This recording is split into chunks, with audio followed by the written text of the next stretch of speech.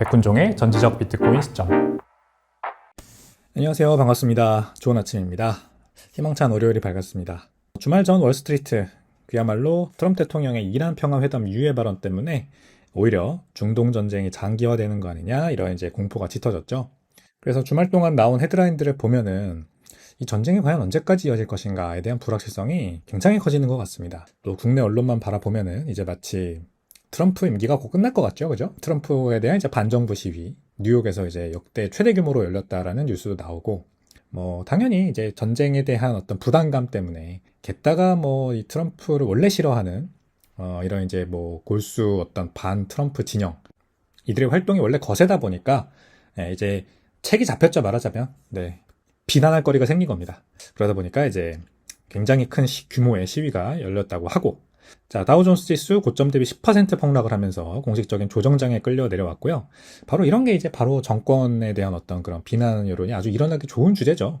야, 주식시장 잘 가고 있었는데 괜히 전쟁해가지고 지금 유가도 폭등하고 인플레이션 발생하고 주가 지수도 떨어지고 미국인들 살기 힘들어진다. 이런 내러티브가 잘 먹히는 그런 상황으로 가고 있습니다.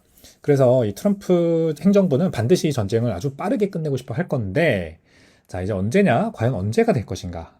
전쟁이 과연 언제 끝날 것인가? 이거는 더 이상 올바른 질문이 아닌 것 같습니다.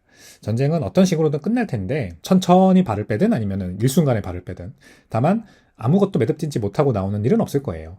미국 입장에서는 이란산 원유가 중국이랑 러시아로 가지 못하게 하고, 오히려 미국과 미국의 우방국들에게 이 원유가 갈 수 있게 만드는 것까지 매듭지어 놓고, 그 다음에 차기 정권이나 아니면은 이란의 나머지 재수술에 대해서는 이제 이스라엘에 맡기는 식으로 갈 것 같다라는 생각이 들고, 어쨌든 미국 지금 병력이 지금 속속들이 이란에 도착하고 있죠. 하르섬 점령에 나선다. 지금 이렇게 되고 있고, 자, 이제 전쟁이 언젠가는 끝날 텐데 아무튼 그 전까지는 한동안 이런 유가 상승과 변동성이 이어질 것 같습니다. 그러고 나서 이제 어떤 세계 질서가 이제 우리 앞에 놓일지가 중요한 거겠죠. 이제 이란이 정리되고 난 뒤에는 뭘까?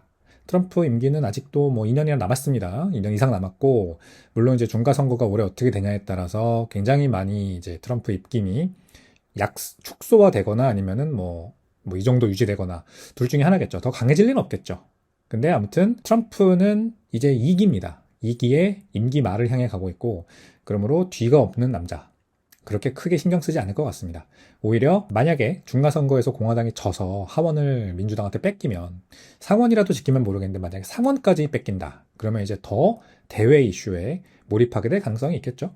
이제 내부 정치는 본인의 입김이 전혀 통하지 않을 테니까 아마 하원에서는 계속 이제 트럼프 탄핵안이 올라올 거고, 그것 때문에 이제 내부 정치, 그 미국 내정에 관한 아젠다들은 아무것도 진행되는 게 없을 거고요. 그렇기 때문에 이제 더 대외적인 이슈, 이제 나머지 반미 국가들을 어떻게 요리할 것인가, 이것을 이제 행정부의 권한을 가지고 더 강화시켜 나가지 않을까, 자신의 의견을 점철시키려고 하지 않을까, 그런 생각이 듭니다. 그러니까 앞으로 남은 2, 3년 임기 동안 계속해서 이런 불확실성이 커진다. 대내외적인 변수, 그리고 국지적인 도발, 지정학적인 위기, 이런 것들이 계속해서 커진다라고 보고 우리는 맞춤 투자를 해 나가야겠습니다.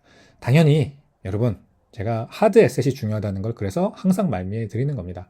하드 에셋, 실물 자산, 경화, 이럴 때는 금융 자산이 불리하고 하드 에셋이 좋다. 그러므로 하드 에셋의 가장 정점에 놓여 있는 그것, 바로 비트코인을 사는 게 우리의 아주 좋은 탈출구다라는 말씀을 계속 드리는 거죠. 오늘 다룰 핵심 이슈들 한번 살펴보도록 하죠. 첫 번째, 카지노가 된 핀테크. 이제 리버의 CEO 알렉산더 리시맨이 로빈후드라는 굉장히 유명한 금융 앱이 있죠. 미국에. 로빈후드, 우리나라로 치면은 토스증권 같은 거랑 비슷하게 할 수 있겠는데, 여기에 이제 그 베팅 사이트, 베팅 기능, 스포츠 베팅 기능이 있어요. 그러면서 이 로빈후드 같은 것들이 전하는 메시지는 마치 이제 국민들을 위한 투자 앱, 저축, 이렇게 지금 포지셔닝을 하는데 틀렸다. 금융 앱이라는 거는 사람들의 저축을 도와줘야지. 그리고 건전한 투자를 도와줘야지. 스포츠 베팅 같은 거를 말하자면 사람들한테 제공하고 양성하면 안 된다. 라는 것을 짚어줬습니다. 카지노라고 하는 것은 당연히 도박이잖아요, 여러분. 좋지 않죠. 근데 알트코인도 어느 정도 이 정도 느낌으로 지금 도박화되고 있는 거. 그리고 심지어 주식시장도 사실 도박처럼 하고 있는 게 일반적이죠. 그죠? 우리 주식시장에 가서 삼성전자, SK하이닉스를 10년, 20년 동안 꾸준하게 사모으는 사람이 몇이나 될까요? 그래서 지금 삼성전자 5만 원 넘고 뭐 20만 원까지 갈 때 사실상 삼성전자 들고 있었던 대부분의 개인 투자자들이 70대라는 거 아닙니까? 젊은 사람들은 9만 전자에 2021년에 샀다가 물려서 5만 전자에 팔고 지금 이제 15만 전자 넘어가니까 다시 이제서야 탑승해가지고 지금 똔똔이거나 물려있죠. 그럼 우리나라는 참 이렇게 냄비근성 투자를 할 때도 뜨겁게 화려하게 샀다 팔았다를 반복하고 빠른 돈을 벌려고 하고 이게 참 문제입니다. 그래서 이것을 금융 앱들이 분위기를 조장하면 안 된다라고 하는 알렉스 리시맨의 인사이트를 전달드려 보겠습니다. 그 다음 사소한 디테일이 만드는 낮은 시간 선호도의 기적. 자, 일상생활에서도 우리 POW를 실천해야 된다. 작업 증명이죠. 내 노동력, 내 시간, 내 에너지 그것이 나한테 부가가치로 돌아왔을 때 그것이 바로 진정한 삶을 윤택하게 만드는 방법입니다. 그게 돈을 버는 겁니다. 투자를 통한 수익도 당연히 내 시간과 에너지를 쏟는 거죠. 내가 얼마나 그 투자에 진심이냐, 얼마나 거기에 갈아 넣었냐, 얼마나 그 투자의 대상을 잘 이해하고 있냐, 분석하고 있냐에 따라서 결과가 달라지죠, 당연히. 하지만 우리는 리그드 시스템에 살고 있다는 게 문제죠. 투자가 그렇게 투명하지가 않다. 투자를 하고 있는 우리 시장이 그렇게 투명하지가 않다는 거죠. 그러니까 리그드 시스템, 말하자면 우리보다 훨씬 더 고차원적인 그 시각으로 그리고 훨씬 더 많은 초과를 가지고 훨씬 더 많은 자본력을 가지고 사실상 자본시장을 쥐락펴락하는 자들이 있어요. 바로 캔틸런 효과의 수혜자들이죠. 이런 캔틸런 효과의 수혜자들로부터 투자라는 체스 게임을 이기기는 굉장히 어렵습니다. 그래서 장기적으로 봐야 되고 그럴수록 더 내가 뭐에 투자하고 있는지 정말 진심을 다해서 열의를 다해서 공부를 해야 되는 거잖아요. 바로 그런 열의와 성의가 인생 전반적으로 번져 나가야 됩니다. 내가 뭘 하든 내가 심지어 길을 걷다가 길가에 떨어진 쓰레기를 보더라도 그것을 그냥 보고 넘어갈 것인가 아니면은 그렇게 시간이 오래 걸리고 지저분하고 막 너무 더럽지만 않다면 주워서 쓰레기통에 버릴 것인가. 이런 작은 차이가 인생의 성공 여부를 가른다. 그래서 작업 증명. 내가 노력하는 만큼 나한테 돌아오는 겁니다. 인생은 그렇습니다. 투자도 그런데 투자는 사실상 캔틸런 효과 때문에 많이 그 의미가 퇴색되고 있고 사람들이 전부 일확천금으로 달려가고 있다는 게 문제죠. 그래서 돌아와야 된다. 다시 저축으로 돌아와야 되고 지금은 돈에 저축하면은 아무것도 이뤄낼 수 있는 게 없으니까 비트코인 저축으로 그 스스로를 이제 탈금융화 해야죠. 탈전통 금융화 해야 됩니다. 그러면은 비트코인에 내 자산을 모을 때 이제 옛날에 1970, 80년대 돈의 가치가 굉장히 높았을 때처럼 내가 충분히 빠르게 인생이라는 그 레이스에서 성공할 수 있는 거죠. 아주 사소한 디테일이 만드는 이런 차이들에 대해서 한번 얘기를 보겠고요. 그 다음에 콜드카드에서 MK5라고 하는 신규 모델이 나왔다고 합니다. 굉장히 저도 한번 써보고 싶어서 바로 주문을 해보려고 하고요. 제가 이제 써보다가 굉장히 괜찮은 그런 부분이 보이면은 여러분들께도 리뷰 영상 하나 만들어 드리도록 하겠습니다. 자, 콜드카드 저는 Q1을 쓰고 있거든요. MK4는 제가 사보진 않았고 전 모델이죠. MK5 그러니까 전 모델인 MK4의 개선 버전이 나온 겁니다. Q1은 마치 이제 계산기처럼 커티 키보드가 있고 굉장히 복잡하게 생겼고 약간 이제 상위 호환 모델이라면 MK4 이전 모델은 숫자 키패드만 9개인가 이렇게 있고 굉장히 간단하게 아무런 부가 기능 없고 디스플레이도 아주 작고 이렇게 간단한 계산기처럼 생긴 지갑이 되겠습니다. 근데 그것의 상위 호환 버전 좀 더 디스플레이도 커지고 쿼티가 아니라 숫자 키패드 9개 숫자 키패드도 더 부드러워지고 그 다음에 퀄리티도 올라가고 그 다음에 몇 가지 부가 기능이 보안적으로도 더 추가된 그런 MK5 신규 모델이 나와서 이 셀프 커스터디가 계속해서 진화하고 있는 것을 우리가 볼 수가 있습니다. 자, 네 번째. 이 로버트 브리들러브라고 하는 분인데요. 제가 굉장히 좋아하는 비트코이너이자 요즘 좀 근데 약간 자아도취가 된 것 같아가지고 좀 보기 불편하긴 한데 그렇게 신경 쓰이진 않습니다. 그게 나쁜 거 아니니까. 그러니까 이분이 이제 몸이 굉장히 좋거든요. 로버트 브리들러브라고 하는 분인데 굉장히 운동을 엄청 열심히 하나 봐요. 몸이 굉장히 좋고 본인의 부인도 몸매가 아주 훌륭하십니다. 둘 다 아무튼 운동을 엄청 열심히 하고 이제 건강에 관심이 많아서 서로 둘 다 벗은 몸을 많이 올려요, 사진을. 자기 X 계정에다가 자기가 이제 눈바디샷 같은 거 있잖아요. 그런 거 많이 올리고 그래서 눈총을 좀 따갑게 눈살을 좀 찌푸리게 하긴 한다. 저렇게까지 이렇게 본인의 상체를 자랑을 많이 하나. 새로 재혼한 와이프거든요. 이전 와이프랑은 젊을 때 결혼해가지고 이혼하고 슬아의 딸이 하나 있는 걸로 알고 있고 나이가 이제 42일 겁니다. 아마 이분이 저보다 1살 많거나 2살 많거나 할 것 같아요. 근데 아무튼 이분의 그 재혼한 와이프가 아주 뭐 엄청난 핫하신 분이고 그분도 굉장히 노출을 꺼려하지 않으시는데 아무튼 비트코인에 대한 아주 철학적인 이 돈은 결국 철학이다라고 하는 What is Money Show를 이제 운영을 하는 호스트죠. What is Money Show 거기에서 비트코인에 대한 철학을 많이 잘 이제 설파를 해주는 분인데 자 이분이 1년 반 전에 어머니를 잃었대요. 그래서 어머니를 잃고 자신이 어떻게 그 슬픔을 극복했는지를 스토아 철학을 가지고 얘기를 하더라고요. 그래서 그 트윗을 좀 가져와 봤습니다. 제가 이제 스토아 철학에 대해서 한번 영상 만들어 올려드린 적이 있죠. 그래서 현실에 우리 집중하자. 벌어지지 않은 미래 또는 이미 지나간 과거에 대해서 어떻게 하면은 너무 연연하지 않고 현실에 집중할 수 있겠는가라고 하는 것에 대해서 한번 다뤄보도록 하겠습니다. 비트코이너의 내면 수양이죠. 자, 증발해버린 12조 달러, 전쟁 한 번에 삭제되는 종이 자산의 허상과 비트코인의 무풍지대에 대해서 얘기를 해보겠습니다. 좋습니다. 자, 나스닥은 떨어지고, 다우존스도 떨어지고, 금값도 떨어지고, 비트코인도 뭐 주말 동안에 떨어져서 66,000달러대에 있고, 뭐 이렇습니다. 근데 너무 두려워하지 마시기 바랍니다. 우리는 굳건히 비트맥시의 길을 걷고 있는 비트러너들이죠. 자, 간단히 비트코인 가격만 보고 넘어갈게요. 비트코인은 66,330달러를 현재 바이낸스 기준으로 거래되고 있고 어제랑 비슷한 가격입니다. 이제 금요일, 토요일 넘어가면서 갑자기 68,000, 67,000 깨고 내려가서 지금 66,330달러에 거래되고 있고 지난 금요일에 스트래티지 5.21% 빠져서 126달러, 21 2.21%, 2.14% 빠져서 6.41달러, 아이렌, 사이퍼맨이 각각 마이너스 6%, 마이너스 4% 빠졌습니다. 그래서 비트코인 암호화폐 관련 코인 주들도 좋지 않았다. 채굴주들도 좋지 않았다라는 그런 하루가 되겠습니다. 자, 이런 상황에서 일단 트윗부터 보시죠. 왜냐면 우리 시황 뭐 똑같습니다. 전쟁 관련 뉴스. 그렇게 중요하지 않다. 우리에게는 내면을 갈고 닦는 이 수련, 내면의 수련이 더 중요하다. 그러므로 간밤에 주요 트윗에서 제가 퍼온 아주 좋은 뉴스들, 인사이트들 먼저 보겠습니다. 자, 첫 번째는 알렉산더 리시맨. 이분이 이제 리버라는 비트코인 전용 앱의 이제 CEO인데, 리버는 미국인들만 쓸 수 있을 것 같아요, 지금은.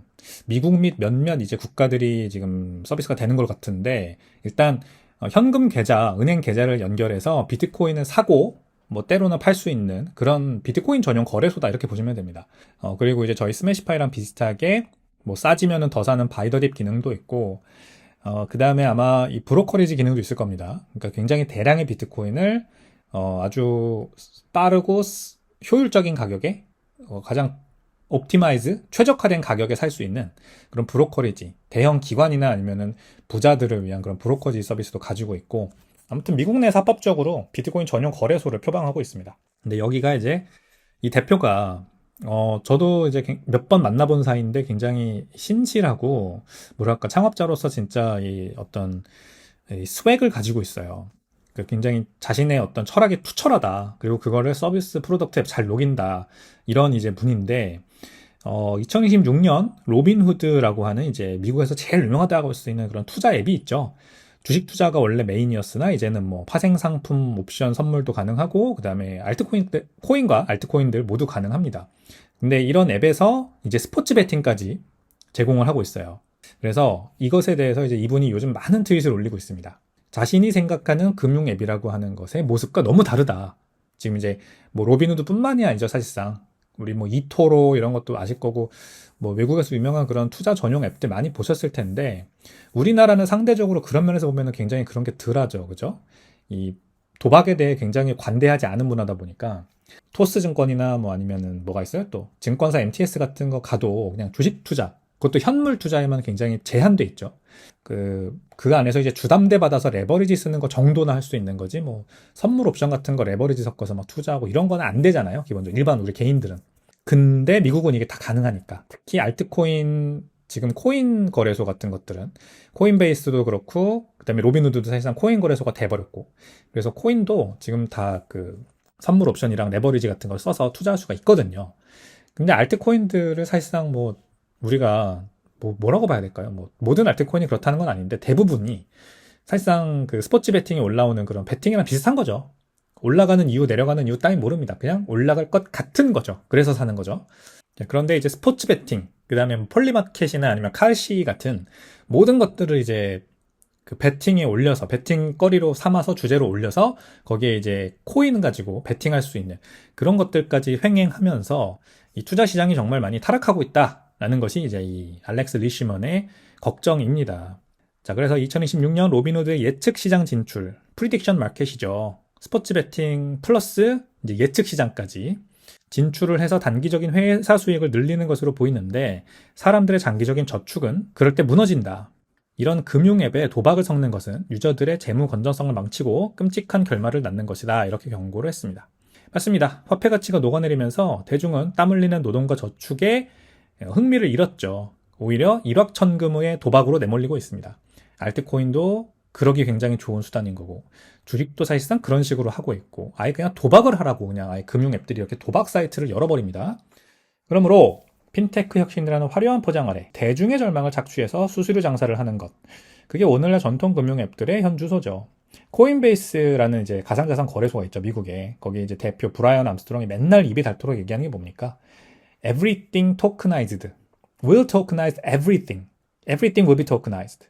모든 것들이 다 토큰화 될 거다. 그래서 자기네가 코인베이스가 Everything Exchange. 모든 것들을 거래하는 거래소가 될 거다라는 포부를 자주 얘기하거든요. 이게 진짜 끔찍한 결말이에요, 여러분. 저는 절대 응원하지 않습니다. 모든 것들이 토큰화 된다면 정말 모두가 다 도박을 하는 세상이 된다는 거예요. 그런 거 원하지 않죠, 우리? 금융의 비대화, 투자의 과잉화, 이 모든 것들부터 좀 절연할 필요가 있어요. 우리는 저축으로 돌아가야 됩니다. 가장 강한 경화, 돈, 비트코인으로 저축하는 것이 제일 원칙에 입각한 가장 좋은 솔루션이라는 생각이 듭니다. 자, 두 번째도 제 지인입니다. 브랜든 배드포드라고 하는 캐나다인인데 이 친구 한국에 살아요. 한국에서 이제 한국인 와이프와 결혼해가지고 사는데 제가 가끔 만나서 뭐 비트코인 수다도 떨고 그런 이제 좋은 비트코이너 친구입니다. 근데 이 친구가 이제 웰스 포션이라고 하는 본인의 이 유튜브 채널과 그 다음에 뉴스레터 그리고 이제 유료 멤버십 이런 거를 이제 운영을 하는데 웰스 포션 그러니까 우리 뭐 포션이라고 하면은 게임 하시는 분들은 잘 알잖아요. 뭐 HP 달면은 뭐 마셔서 이렇게 체력을 비축하는 거. 그다음에 뭐 마나 포션 따로 있고 뭐 이렇잖아요. 그것처럼 이 본인의 이제 그 컨텐츠를 보면은 부를 이룰 수 있다라고 하는 주제로 부를 어떻게 키울 수 있느냐? 그다음에 이룰 수 있느냐? 이것에 대해서 이제 본인의 경험을 가지고 얘기하는 그런 컨텐츠가 되겠습니다. 자, 근데 여기에 이제 뭐라고 썼냐? 이제 다빈치라고 하는 계정이 먼저 올려줬는데 이게 일본어가 써 있어요. 근데 영어도 위에 같이 써 있고, 근데 여기 옷핀 하나가, 아니 머리핀인가요? 머리핀 하나가 이렇게 비닐팩 안에 들어가 있고, When processing your laundry, the enclosed items were found within your garments. We are pleased to return them to you. Thank you. 당신의 세탁물을 처리할 때 여기 들어있는 이 물건이 당신의 옷에서 발견되었어요. 우리는 이것을 당신에게 되돌려드릴 수 있어서 기쁩니다. 그리고 일본어는 제가 이제 뭐 읽을 수가 없으니까. 그러니까 아무래도 일본 어딘가에서 세탁소에서 이런 일이 있었던 것 같죠? 그걸 누가 사진을 찍어서 이렇게 너무나도 고맙잖아요. 그래서 이제 뭐 어딘가 올린 것 같습니다.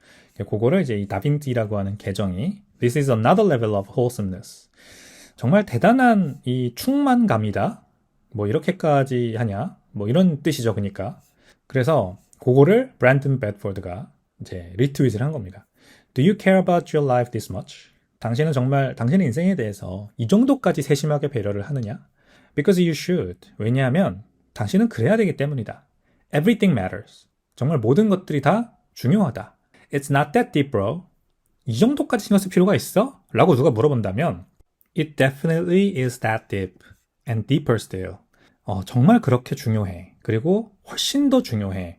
라고 얘기를 하는 겁니다. 자, 이제 어떻게 하면 부자가 되느냐라고 하는 뭐라 그럴까 철학을 가르치는 그런 채널 운영주답게 이제 이런 컨텐츠를 제공을 하는 거죠. 저는 굉장히 공감이 많이 됐습니다. 일본의 한 세탁소가 이렇게 고객의 옷에서 나온 작은 실핀 하나까지 정성껏 비닐에 포장해 편지와 함께 돌려주는 걸 보면서 현대인들의 이 어떤 문제죠. 냉소주의.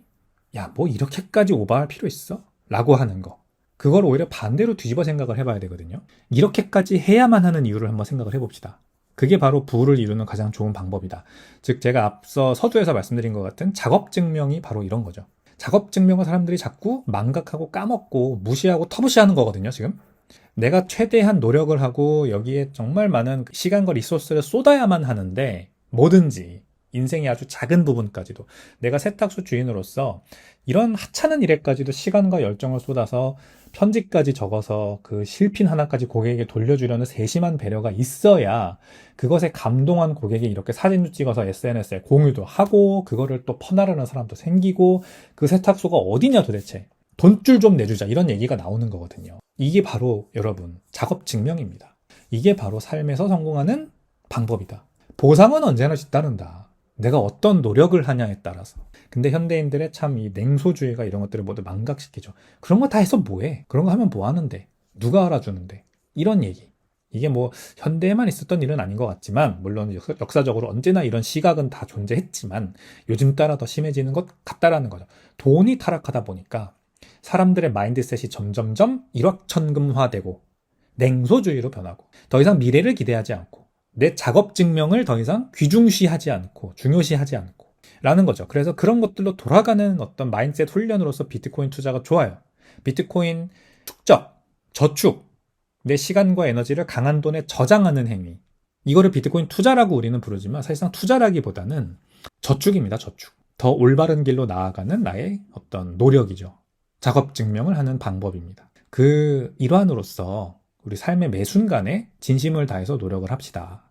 일을 할 때도 그렇고 직장에 나가서도 그렇고 여러분 뭘 하시든 매사의 순간순간에 최선을 다해야 됩니다. 그러면 반드시 좋은 날이 옵니다. 남들보다 빨리 옵니다. 시기는 사람마다 다르겠지만 언젠간 반드시 옵니다. 그렇게 말씀을 드리는 월요일에 굉장히 진지한 데일리 빅트맥시 코너가 되겠습니다. 자, 세 번째는 좀 가벼운 내용입니다. 진화하는 셀프 커스터디. 여기 이제 사진에 보이는 게 이 콜드카드의 지갑 시리즈들이에요. 가장 왼쪽에 있는 게 MK4라고 하는 가장 기본, 과거에 나온 기본 모델이 되겠고 오른쪽 끝에 있는 게 콜드카드 Q1이라고 하는 제가 쓰고 있는 아주 잘 쓰고 있는 그런 좀 더 고급 상위 호환 모델이 되겠습니다. 보면은 이제 쿼티키 패드를 여기다 이제 굉장히 복잡하게 배열을 해가지고 마치 게임기나 아니면은 공학용 계산기 같아 보이죠? 가운데 있는 게 이번에 나온 겁니다. MK5. 그래서 MK4의 조금 업그레이드 버전이라고 할까요? 이 몇 개인가요? 4, 32. 12개의 키패드가 있네요. 제가 아까 9개라고 잘못 말씀드렸는데 12개의 키패드가 MK4도 그렇고 MK5도 그렇고 있고 이게 이제 디스플레이가 근데 확 커졌죠. 그리고 리뷰를 보니까 이 버튼들도 훨씬 더 부드럽게 잘 눌리고 왜냐면 첫 번째 MK4 모델은 버튼이 되게 뻑뻑했거든요. 잘 눌리지도 않고 그래서 이렇게 눌러도 안 눌리는 것도 많고 근데 그게 훨씬 많이 개선됐다고 합니다. 그리고 듀얼 보안 칩이라는 게 들어가 있고 향상된 NFC 기능도 들어가 있고 고릴라 글래스 우리 그 핸드폰에 스마트폰에 액정에 쓰는 그 글래스잖아요. 그래서 더 튼튼해졌고 그리고 대폭 개선된 키패드 감도 등 압도적인 하드웨어 퀄리티를 뽐내고 있다고 합니다. 다가올 2분기 출시된다고 하는데요. 이제 비트코인 셀프 커스터디 좋아하는 분들의 기대감을 높이고 있습니다. 이 코인카이트 회사가 만드는 지갑들은 다 좀 사람들을 흥분시키는 그런 경향이 있어요. 이제 그래서 아무래도 좀 매니아층이 많이 쓰는 지갑이 되는 것 같습니다. 비트코인 셀프 커스터디 하는 사람이라면은 이 코인카이트 지갑은 하나씩 다 가지고 있고 코인카이트 사이트에 들어가면은 또 오픈다임이라고 하는 뭐 USB 형태의 그 몇 번 쓰고 버리는 지갑 이런 것도 좋고 그다음에 카드도 있고 라이트닝 카드 같은 것들도 있고 굿즈도 많이 팔고 이 비트코인 셀프 커스터디를 하나의 이제 그 사이퍼펑크 문화화해서 되게 재밌게 사업을 하는 그런 회사가 되겠습니다. 그래서 개인적으로 좋아한다. 그래서 저도 MK5 한번 사보려고 하고요. 나오면 이제 리뷰 영상도 한번 기회가 되면 만들어 드리도록 하겠습니다. 만약에 좋으면은 여러분들께 추천해드리고 그렇게 할게요. 자, 네 번째는 로버트 브리들러브. 이 사진에 보이는 인물이죠. 딱 봐도 몸이 굉장히 좋지 않습니까? 네, 이런 친구인데 또 우락부락하게 생겼지만 굉장히 똑똑하고 그 철학 뭐라 그럴까요? 비트코인은 어떤 돈의 철학에 입각해서 설명을 하는데 아주 고수입니다. 그 철학은 참고로 미제스나 로스바드 같은 이제 오스트리아 경제학파 이 철학가 겸 경제학가들의 이 사상을 가지고 많이 돈에 대해서 설명을 하고요. 돈이라는 것 그리고 개인주의 어떤 자유주의, 공화주의 이런 모든 정치, 경제적 사상의 결합해서 비트코인을 설명하는 걸 아주 잘합니다. 그리고 최근에는 이제 또 스토아 철학에도 이제 심취를 한 것 같아요.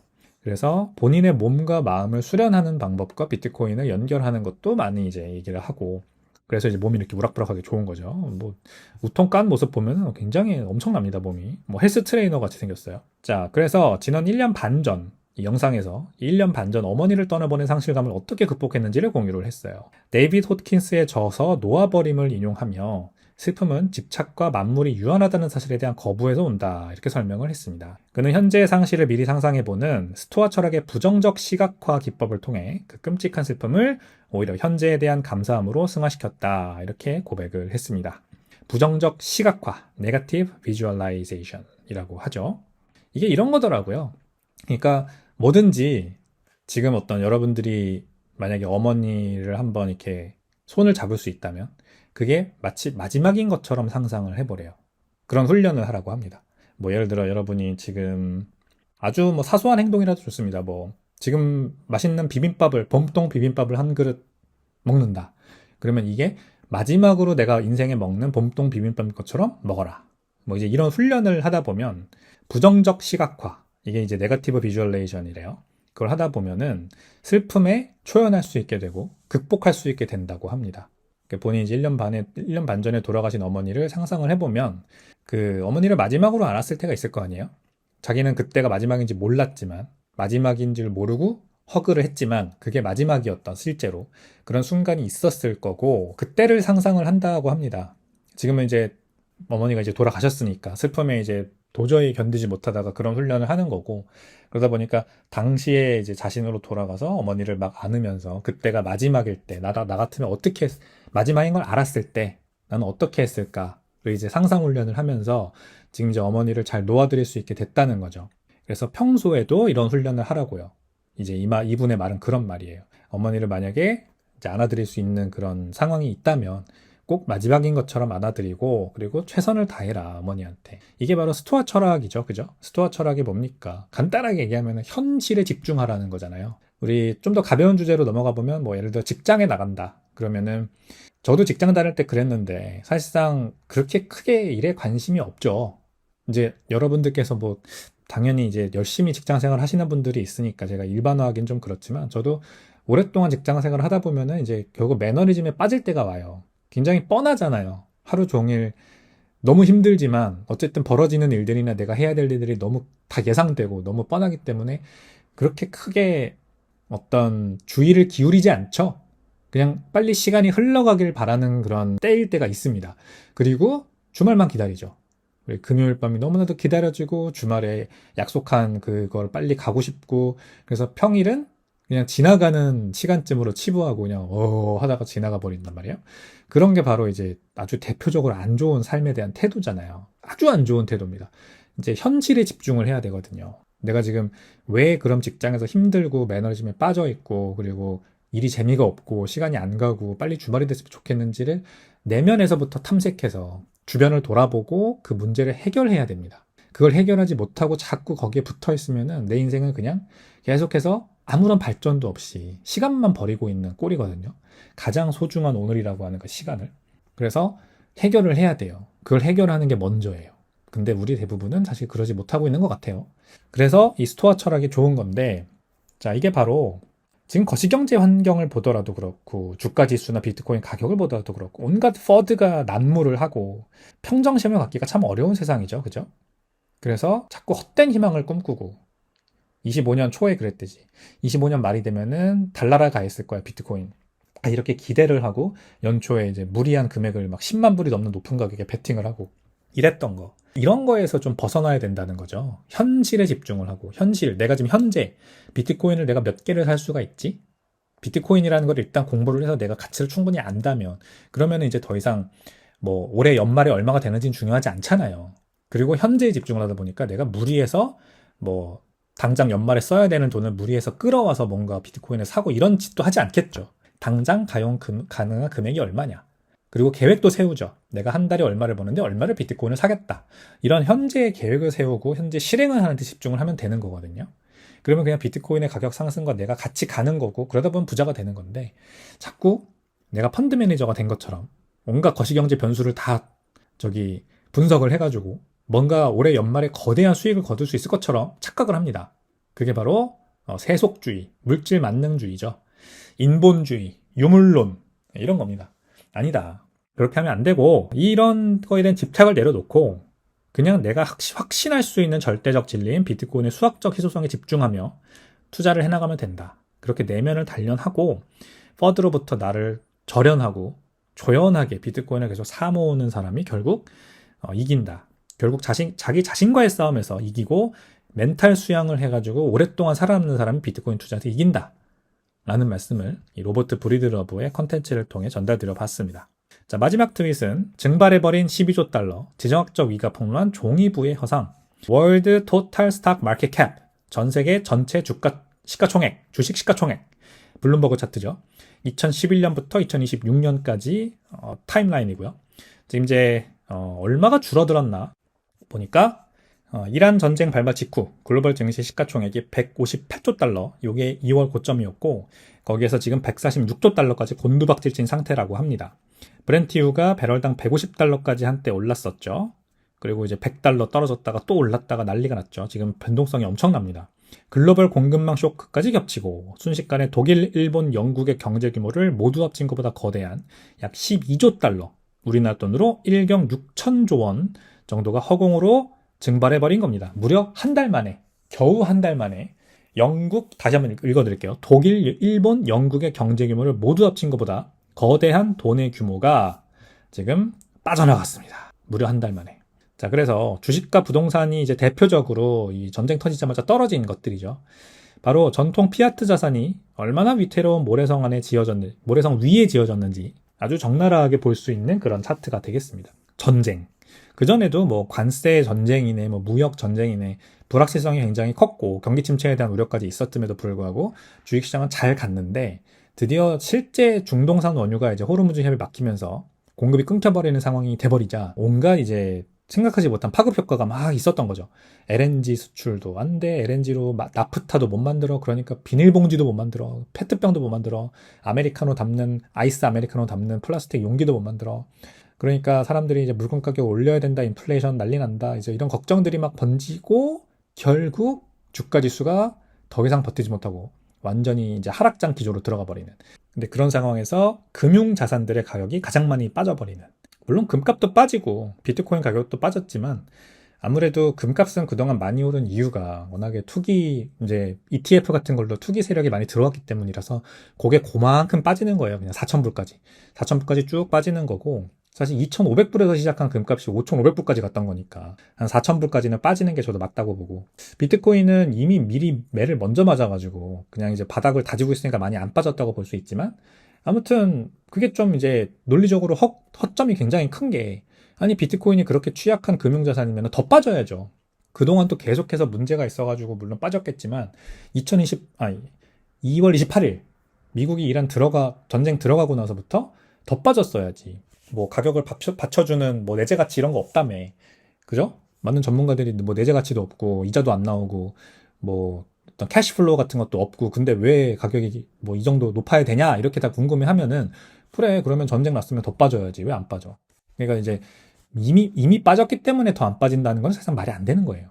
게다가 과거 사이클에서는 8, 90%까지 고점 대비 내려갔었는데 이번에는 고점 대비 50%밖에 안 내려가고 지금 버티는 것도 신기하잖아요. 전쟁이 난데도 불구하고. 그거를 자꾸 이렇게 호도하면 안 되고. 자, 그래서 실물 자산의 시대가 명확하게 지금 온 거예요. 전쟁이라는 위기에는 실물 자산이다. 그래서 국경을 초월해서 그 어떤 권력자도 함부로 가치를 증발시키거나 압류할 수 없는 완벽한 검열 저항성을 가진 censorship resistance를 가진 비트코인이 왜 인류 최후의 피난처인지 그 피비린내라는 전장이 몸소 증명을 하고 있습니다. 전쟁은 아무튼 빨리 끝났으면 좋겠네요. 간밤의 뉴욕 시황. 비트코인 중동의 지정학적 긴장감이 팽팽해지면서 66,000달러 아래로 미끄러졌습니다. 이스라엘의 이란 타격 에스컬레이션과 트럼프의 10일 유예 발언이 겹치며 유가가 배럴당 100달러를 위협했고요. 나스닥이 10% 폭락하는 등 위험자산 투자에 투매가 쏟아졌다. 그 과정에서 비트코인에도 3억 달러 규모의 롱포지션이 강제 청산당하며 하락폭을 키웠다고 합니다.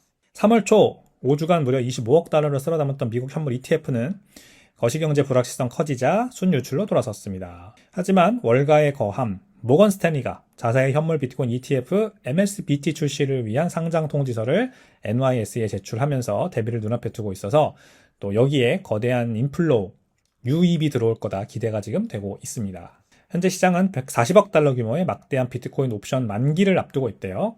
그래서 7만 5천 달러 근처 주요 행사가에 짓눌려 있다. 옵션 만기가 다가오는데 이 옵션들의 대부분의 물량이 7만 5천 달러 행사가에 몰려 있다고 합니다.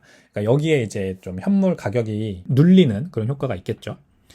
자, 그래서 이 이 파생 상품 만기가 끝나면 억눌렸던 변동성이 다시 폭발할 수가 있습니다. 7만 5천 달러에서 가격을 누르고 있었던 옵션이 모두 이제 청산되고 사라지니까.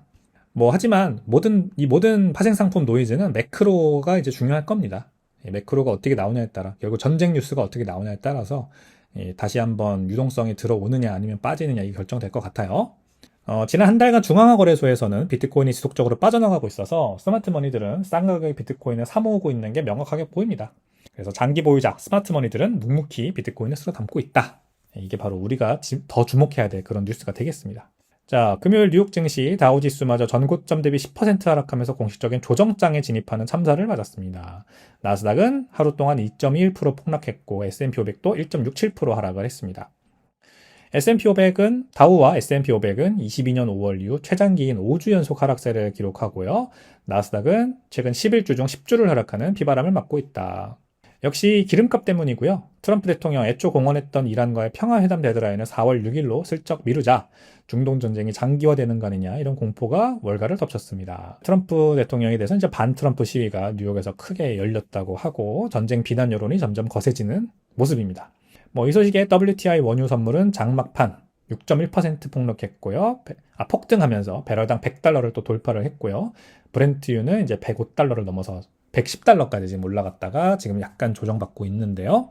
한편 미국의 국무장관 마르코 루비오는 또 지난주에 언론석상에 나와서 전쟁이 2, 3주 안에 끝난다. 이제 거의 다 마무리됐다. 이런 식으로 전쟁에 대한 우려를 잠재우려는 그런 유화적인 발언을 했어요. 과연 어떻게 될지, 이번 주 또 어떤 일들이 벌어질지를 이제 모두가 주목하면서 월요일을 기다리고 있을 겁니다. 미국은 지금 아직 일요일이죠. 일요일 밤 새벽입니다. 자, 매크로 악재만으로도 벅찬데 기술주에는 혁신 공포까지 더해졌다. 앤스로픽이 새로운 대형 언어 모델 미토스를 개발 중이라는 소식이 전해졌고요. 역설적이게도 AI의 발전 속도를 두려워한 기존 소프트웨어 주식들이 무지하게 두들겨 맞았다고 합니다. 자, 그러니까 AI 발전 속도를 따라잡지 못하는 소프트웨어 기업들에 대한 이 투매, 그러니까 주식 투자자들의 투매죠. 주식 투자자들의 투매, 기관 투자자들의 투매, 그리고 사모 크레딧을 통해서 이 비상장 주식들에 투자했던 투자자들의 투매. 그래서 사모 주식, 사모 크레딧, 사모 대출, 이 ETF 운용사들이 지금 환매 중단을 하면서 또 여기에서 위기가 커지고 있는. 아무튼 AI 이 소프트웨어 디레버리징 현상이 지금 굉장히 격합니다. 이것조차도 이제 주가 지수에 또 큰 부담이 되고 있는 그런 상황이 되겠습니다. 그래서 저는 주식이 미국 주식 장세가 그렇게 앞으로 좋지 않을 것 같다. 우리나라 주식이 그렇다고 좋다는 건 아닙니다. 이미 전쟁 때문에 실컷 두드려 받고 있으니까 지금 우리나라 난리 났죠. 공장이 지금 못 돌아가고 있습니다. 전부 다. 그래서 이 모든 것들이 어떻게 될지는 전쟁이 어떻게 되냐에 따라 달려있다. 이렇게 보면 될 것 같아요. 자, 국채금리, 트럼프 대통령, 이란 평화협정 수락 데드라인을 연기하면서 시간을 벌어보려 했지만 한 주 내내 발작하던 국제시장 혼조세를 마감했습니다. 통화정책에 민감한 2년물 금리는 장중 0.068%포인트 하락하면서 3.915%로 진정되는 듯 보였는데 4% 밑으로 떨어졌네요. 장기적인 경제 펀더멘털 대별하는 10년물 금리는 오히려 0.024%포인트 더 오르며 4.439%로 치솟았습니다. 자, 그래서 경기 침체 우려죠, 결국. 10년물 금리가 저렇게 더 오르는 거는 2년물 금리는 좀 가라앉는데 경기 침체 우려입니다. 이제 미국이라는 나라가 더 이상 이 전쟁 여파로 인한 인플레이션을 버티지 못할 거다. 경기 침체 우려. 자, 가장 충격적인 시그널은 국채 입찰 시장에서 터졌다. 이번 주 연이어 진행된 미국 국채 입찰에서 수요가 바닥을 기었다고 합니다. 애널리스트들은 당연히 이를 지정학적인 불확실성 탓으로 돌리고 있지만 본질은 명확하지 않나. 이렇게 전쟁을 통해서 또 어쩌면 찾아올지도 모르는 이 돈 복사, 신규 화폐 공급 때문에 가치가 녹아내리는 달러 가치를 이미 국채시장이 반영하고 있는 거 아니냐. 그렇죠? 이렇게 보시면 됩니다. 10년물 금리가 유난히 2년물 금리보다 올라가는 현상은 장기적인 경제 전망이 불확실하기 때문이거든요. 그러니까 지금 전쟁 이슈 때문에 유가가 너무 많이 올라서 만약에 전쟁이 조기 종식되더라도, 이제 조기 종식이란 말은 좀 무색하지만 어쨌든 전쟁이 종식되더라도 이미 글로벌 석유, 원유 공급망에 지금 끼친 악영향이 너무 광범위해서 이제 전쟁이 끝나도 유가 상승은 당분간 이어질 수밖에 없다. 그리고 유가 상승으로 인한 인플레이션이 한동안 또 큰 문제가 될 거다라고 하는 시각이 지금 이 10년물 금리에 그대로 녹아들고 있는 거예요. 10년물 금리가 올라가는 겁니다. 그것 때문에 이제 미국 경제에 대한 불확실성이 커지고 달러 자산에 대해서 불확실하다고 느끼니까 지금 이제 그 미국채 장기채 투매가 일어나는 거죠. 자, 만약에 전쟁이 조기 종식되지 않고 이대로 간다 하더라도 그것도 마찬가지로 경기 침체에 대한 우려로 이어지는 거고, 그 다음에 전쟁이 장기화되면 아무래도 신규화폐 공급이 늘어나겠죠. 당연히 경기 침체가 너무나도 만연할 테니까. 그러다 보면은 이제 화폐 가치가 떨어지게 될 거고, 그것도 마찬가지로 이제 국채 투매로 이어질 수 있는. 그러다 보니까 10년물 금리가 저렇게 튀는 겁니다. 이제 장기적인 경제에 대한 어떤 자신감과 믿음이 사라지거든요. 그래서 자꾸 장기채에 대한 투매가 일어나는 거다. 다만 이제 2년물 그리고 단기채들은 좀 이제 진정이 되는 거죠. 왜냐면 어떤 식으로든 단기적으로 봤을 때 전쟁이 끝날 것으로 지금 보이기 때문에 그 기대감이 2년물 같은 단기채에는 이제 바로바로 반영이 되는 겁니다. 국채 수요로 이제 반영이 되는 거죠. 자, 어쨌든 이 국채 입찰이 지금 계속해서 실패하고 있다니 큰일이고, 결국 이렇게 되면은 양적 완화가 임박했다 이렇게 볼 수도 있습니다. 금리가 치솟고 빚더미가 쌓이는 사이 피아트 실물 경제를 지탱하던 서민들의 체력은 바닥이 나고 있습니다. 미시간대가 발표한 소비자 심리지수, 시장의 예상치를 훨씬 밑돌며 처참하게 꺾였고, 뭐 이렇게 다 이제 10년물 국채금리 상승으로, 그래서 국채 가격 하락으로 이어지는 거죠. 유가 폭등으로 물가는 오르는데 소비는 얼어붙는 전형적인 스태그플레이션 징후가 보이고 있다고 합니다. 이 미시간대 소비자 심리지수는 1년 뒤 경기 상황을 사람들한테 설문조사에서 물어보는 거예요.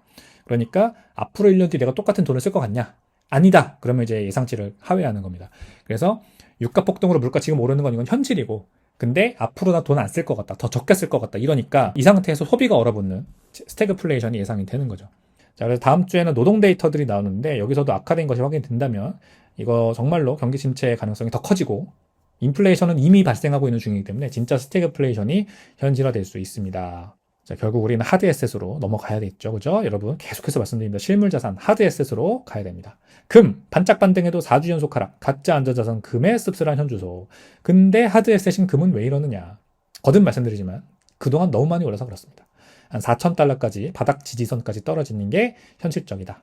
거기에서 이제 싹 정리된 레버리지를 이제 덜어내고, 그 다음에 다시 이제 어떤 상황이냐에 따라서 가느냐 마느냐 결정될 거예요. 어제 강달러와 국채금리 발작에 속절없이 무너졌던 금이 금요일장에서는 2.7% 반등하면서, 여기 말하면 어제는 목요일이네요. 금요일장에서는 2.7% 반짝 반등하면서 4,492달러까지 올라갔습니다. 근데 주간 기준으로는 1.7% 떨어졌고 4주 연속 주간 마이너스라는 성적표를 받아들 수밖에 없었다고 합니다. 디레버리징입니다. 약간의 투기 수요 그리고 과열, 이게 빠지는 중이다. 귀금속에 매수세가 들어가긴 했는데 결국 장기 추세를 결정하는 것은 이란 전쟁이 얼마나 길어지냐에 달렸다라는 분석이 나왔고요. 결국 금은 오직 달러의 강세, 국채금리, 그리고 정치인들이 일으킨 전쟁의 지속 여부에 따라 가격이 허락되는 피아트 시스템의 파생상품이다, 이런 이제 비난 여론도 나오고 있다고 합니다. 그러니까 맞다고요. 5,500불까지 올라간 거는 너무, 한 4,000불에서 5,500불까지 올라갔던 거 1,500달러 올라간 구간 때는 너무 이런 파생상품처럼 가격이 올라갔어요. 그러니까 요거는 이제 빠지는 겁니다. 자, 은은 어떠냐? 선물이 장중 2.8% 상승하면서 69달러로 장을 마쳤다고 하네요. 자, 뭐 은도 어쨌든 70달러 위아래를 왔다 갔다 하고 있습니다. 자, 오늘의 민 보시죠. 대다수의 퍼드 대 하나의 진실. 결국 멘탈이 승리한다. 자, 이제 이 원숭이들이 모여가지고 수근수근 자기들끼리 대고 있고, 여기 이제 비트코인을 들고, my bitcoin bag이라고 하는 비트코인에 대한 주머니를 들고 홀로 걸어가는 원숭이가 있습니다. 너무 귀엽다. 그러면서 yes, you're all wrong 이라고 하죠. 너네 다 틀렸어. 자, 그래서 이제 모여있는 원숭이들은 남들이 하는 대로 똑같이 하면서 웅성거리며 시스템에 순응하는 대중을 보여주는 거죠. 그리고 그러면서 자신들의 구매력이 매일 조용히 강탈당하고 있는지도 모른 채, 야, 투자해야지. 이럴 때는 주식 사고, 이럴 때는 뭐 금 사고, 이럴 때는 원유 선물도 좀 투자해보고, 야, 바벨 전략 해야 되니까 달러도 좀 가지고 있고, 그 다음에 국내 코스피, 또 전쟁 끊으면 언제 오를지 모르니까 국내 코스피도 좀 투자해. 막 이렇게 하는 사람들. 그래가지고 언제 부자가 되죠, 여러분? 그렇게 잔뜩 분산 투자를 해놓고. 아니면은 그냥 무시하는 사람들. 그런 거 다 필요 없어. 그냥 뭐 전쟁이 터지든 뭐 어떻게 되든 그냥 예금이 제일 안전해. 예적금이나 해. 이런 사람들이 이제 무시하는 사람들이죠. 애써 인플레이션에 자신의 그 삶의 아주 마일스톤 같은 그런 업적들이 얼마나 많이 강탈당하고 있는지, 그다음 뭐 연애, 결혼, 출산, 내 집 마련 이런 모든 것들이 다 인플레이션 때문에 지금 여러분들이 못하게 되고 있고 그 미래를 강탈당하고 있다는 거를 모르고 그냥 예적금만 하면 된다고 얘기하는 사람들 모두 그냥 여기 이제 이 다수의 원숭이 무리에 들어가 있는 거고요. 앞쪽의 원숭이가 이제 진리의 원숭이죠. 비트코인의 본질을 깨닫고 오렌지 피를 먹었어요. 그래서 더 이상 양떼에 머물지 않고 대다수의 의견 이런 거 신경 쓰지 않고 자신의 비트코인 가방을 굳건히 쥐고 걸어가면서 그래 니네 모두 틀렸어 이렇게 얘기할 수 있어야 됩니다. 네, 여러분 오늘 월요일인데요. 한 주를 잘 여는 월요일로 잘 이제 조각하시길 바라겠고요. 감사합니다. 좋은 하루 되세요.